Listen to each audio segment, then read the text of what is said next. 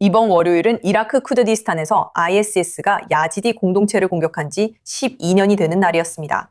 이 공격으로 수천 명이 목숨을 잃었고 주로 여성과 어린이 수천 명이 더 납치되어 노예로 팔려갔습니다. 이 만행들은 유엔과 미국, 영국, 그리고 최근에는 독일을 포함한 점점 더 많은 국가들에 의해 집단 학살로 인정받고 있습니다. 하지만 이스라엘은 아직 야지디 집단 학살을 공식적으로 인정하지 않았습니다. 이스라엘 당국자들은 ISIS가 저지른 범죄의 규모나 성격에 대해 한 번도 이의를 제기한 적이 없음에도 불구하고 말입니다. 쿠르드계 유대인 활동가가 변화 위한 새 노력을 시작하고 있습니다. 지금 스튜디오에는 텔아비브에 거주하는 쿠르드계 유대인 정치 분석가 엘리아나 엘리안 씨가 함께하고 있습니다. 오늘 24뉴스에 함께해 주셔서 감사합니다. 감사합니다. 또한 이 토론을 더욱 풍성하게 하기 위해 독일에서 아람 아케 씨도 함께하고 계십니다. 아람 아케 씨는 쿠르드계 소수민족 인권 전문가이자 야지디 집단 학살의 목격자이며 ISIS에 의해 인질로 잡혀 있었던 생존자이기도 합니다. 아람 씨, 엘리아나 씨 오늘 함께해 주셔서 두 분께 감사드립니다. 논의할 내용이 많지만 먼저 엘리아나 씨와 이야기하고 싶습니다. 이스라엘 입장 논의 전 2014년 8월로 돌아가 주실 수 있나요? ISIS가 야지디 공동체에 정확히 어떤 일을 했나요? 2014년 8월 3일, ISIS는 모술에서 야지디족의 역사적인 고향인 션가르로 공격을 시작했습니다. 수십만 명의 사람들이 안전을 찾기 위해 신자르 산으로 도망쳤습니다. 그들은 45도 한여름 더위에 10일간 음식과 물 없이 갇혀 있었습니다. 많은 이들이 목숨을 잃었고 더 많은 사람들은 가족을 두고 산을 올라가야 했습니다. 한편 수천 명의 야지디족이 살해당했고 5천 명 이상의 야지디 남성과 노년 여성들이 희생되었습니다. 그리고 여성들과 어린 소녀들은 납치되어 성노예로 팔려갔습니다. ISIS는 공식적인 노예 시장을 만들어 5살밖에 안 된 소녀들까지 팔았습니다. 그리고 그들은 노예로 팔리고 또 팔리면서 엄청난 고통을 겪었습니다. 오늘날까지도 2,500명 이상의 야지디 소녀들과 여성들이 여전히 실종 상태입니다. 정말 충격적이네요. 당신은 이스라엘이 이를 공식적으로 집단 학살로 인정해야 한다고 생각하시죠? 이스라엘 정부와 크네셋이 어떤 조치를 취하길 바라시나요? 저는 이것이 다시 국가의제로 올라가서 이를 공식적으로 집단 학살로 인정하는 법안이 제출되길 바랍니다. 최근에 외무장관 기드온 사르가 말했듯이 올바른 일을 하기에는 결코 늦지 않았습니다. 저는 정부와 크네셋 내 오랫동안 쿠르드인들의 친구이자 지지자였고 또한 중동의 인권과 원주민 소수민족을 옹호하는 사람들이 많이 있다고 믿습니다. 저는 이것이 도덕적 의무라고 믿으며 이제 이 문제를 다시 논의하고 의제로 올릴 때라고 생각합니다. 당신은 기디온 사르의 발언을 언급하셨는데 이는 최근 이스라엘 크네셋에서 다시 논의된 아르메니아 집단 학살과 관련된 내용입니다. 아직 공식 인정은 없지만 야지디 집단 학살 인정 논의에서는 이스라엘은 그 일이 있었다는 것을 부인한 적 없으며 2017년에 이미 의제로 논의됐으나 크네셋에서 통과되지 못했습니다. 그렇다면 왜 이스라엘이 공식적으로 이 집단 학살을 아직 인정하지 않는다고 생각하시나요? 2017년의 상황은 물론 달랐습니다. 이스라엘은 안타깝게도 도덕적 의무와 정치적 현실, 그리고 여러 고려 사항들 사이에서 균형을 맞춰야 할 때가 많습니다. 그리고 야지디 집단 학살을 인정하는 것은 말씀하신 것처럼 다른 집단 학살을 인정하는 데에도 물꼬를 트는 계기가 되었을 수도 있습니다. 그리고 이스라엘은 물론 터키와의 관계도 고려하고 있었습니다. 하지만 지금 우리는 다른 현실에 있습니다. 우리는 10월 7일 이후의 세상에 살고 있습니다. 터키는 하마스 테러리스트들에게 은신처를 제공하고 자금을 댈 뿐만 아니라 이스라엘이 저지르지도 않은 집단 학살을 저질렀다고 끊임없이 비난하고 이스라엘의 존재 자체를 지속적으로 부정하고 있습니다. 우리는 분명히 매우 다른 정치적 현실에 있습니다. 어떤 경우든 집단 학살 인정은 정치에 관한 것이 아니라 도덕에 관한 것이어야 합니다. 하지만 저는 지금은 상황이 다르다고 믿고 있고 앞으로 이 상황이 다시 이 문제를 논의할 기회를 제공해서 결국에는 이를 인정하고 잘못을 바로잡을 수 있기를 바랍니다. 당신은 이 문제를 다시 주목시키는 데 큰 역할을 하셨습니다. 이번 대화에 아람 씨도 모시고 싶어요. 아람 씨의 통찰도 무척 인상적이니까요. 아람 씨는 시리아에서 9개월간 ISIS에게 인질로 잡혀 계셨죠. 당신은 야지디 집단 학살을 직접 목격하셨죠. 이스라엘 사람들이 ISIS가 야지디족에게 저지른 일에 대해 무엇을 알아주길 바라시나요?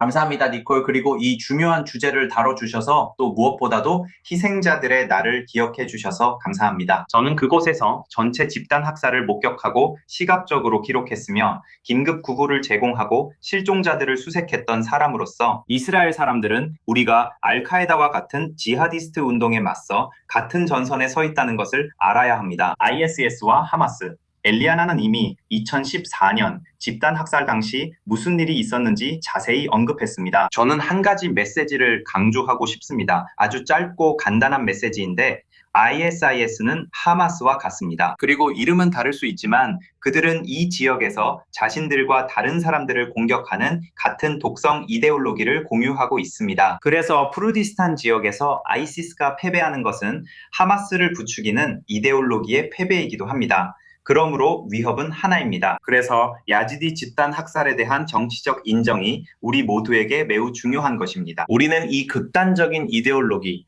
오늘날에도 여전히 우리를 위협하는 이 이데올로기에 맞서서 목소리를 높여야 합니다. 그래서 쿠르드족, 특히 야지디 종교 소수민족은 자신들을 방어할 수 있는 수단과 자원이 매우 제한적임에도 불구하고 오랫동안 지하디스트들에 맞서는 철통 같은 장벽이 되어 왔습니다. 그래서 우리는 그들에 맞서기 위해 정말 강력한 지역 연합이 필요합니다. ISIS가 하마스라고 말씀하셨는데 자세히 설명해 주실 수 있나요?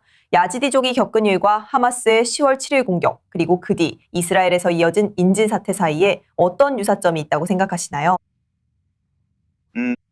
많은 고통스러운 점들이 있고 유사점도 많습니다. 10월 7일 과야지디 집단 학살 두 경우 모두 민간인들이 의도적으로 표적이 되어 공격당했습니다. 할애당하고 성폭행을 당하고 납치되었습니다. 젊은 여성들과 아이들은 ISIS와 하마스에 의해 쉽게 납치되었습니다. 그리고 이 모든 잔혹 행위들은 그 당시와 10월 7일 당일에도 카타르와 터키 언론이 주도한 극단주의 선전에 의해 정당화되었습니다. 그래서 우리는 하마스가 ISIS와 알카에다와 똑같은 방법을 사용하는 것을 직접 목격했습니다.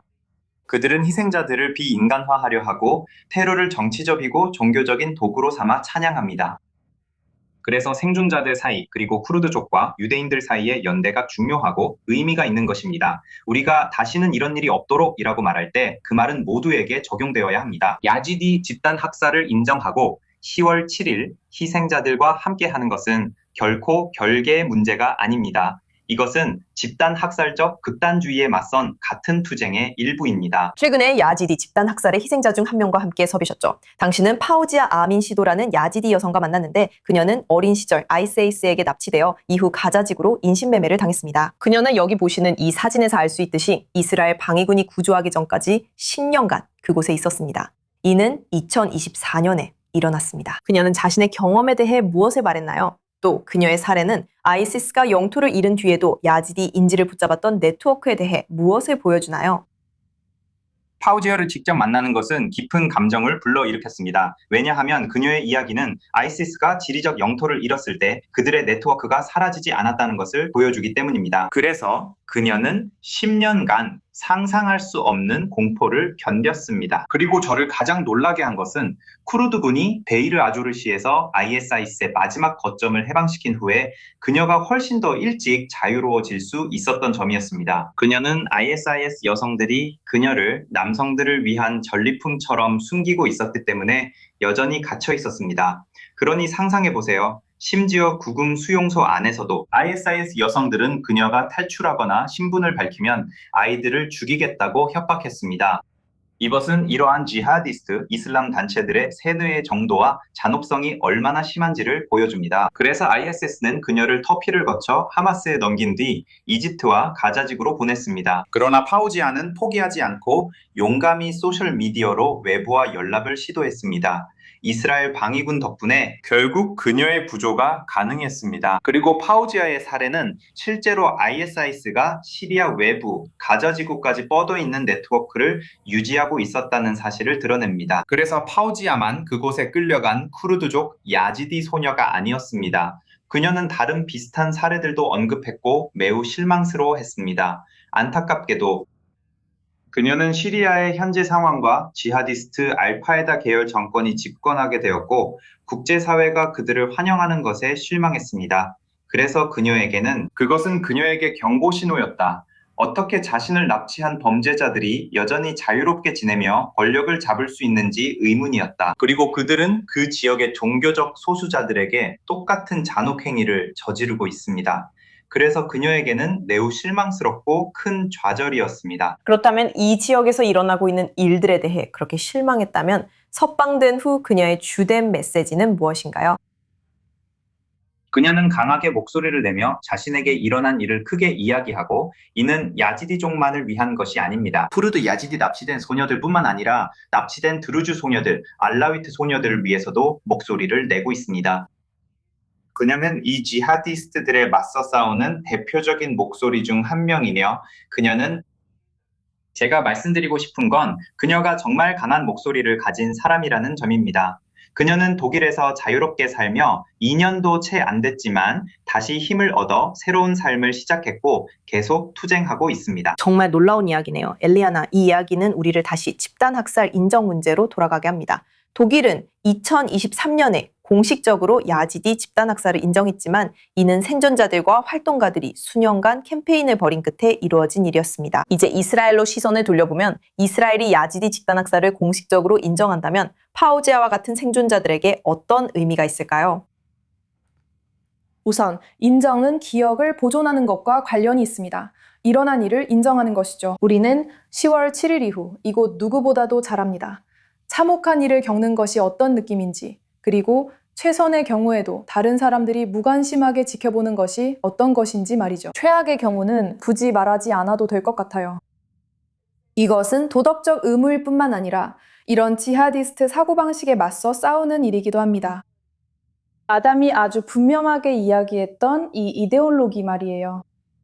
이들은 쿠르드 여성, 야지디 여성, 유대인 여성을 전리품처럼 취급하고 팔아넘기려는 세력입니다. 그들은 우리를 보호하고 지켜야 할 인간으로 보지 않고 반복해서 팔 수 있는 가축처럼 여깁니다. 이런 사고방식이 바로 우리가 중동에서 마주하고 있는 현실입니다. 이런 사고방식은 결코 사라지지 않았고 여전히 존재합니다. 그리고 우리가 이에 맞서 싸울 수 있는 방법 중 하나는 도덕적으로, 인간적으로 피해자들과 함께 서서 우리의 목소리를 높이는 것입니다. 이미 야지디 집단학살을 집단학살로 인정한 다른 모든 서방 국가들과 함께 말입니다. 이웃의 피를 보고도 가만히 있지 말라는 것을 우리는 토라에서 배웁니다. 유대인 국가는 반드시 이것을 따라야 합니다. 네, 당신과 아람은 분명히 야지디족을 위한 목소리가 되어주고 있고 지금도 계속해서 인식을 높이고 있습니다. 엘리아나, 아람, 이 대화에 참여해주시고 야지디 집단학살 12년이 지난 지금 우리의 상황이 어떤지 저희와 시청자들에게 통찰을 주셔서 두 분 모두 정말 감사합니다. 두 분 모두 감사합니다.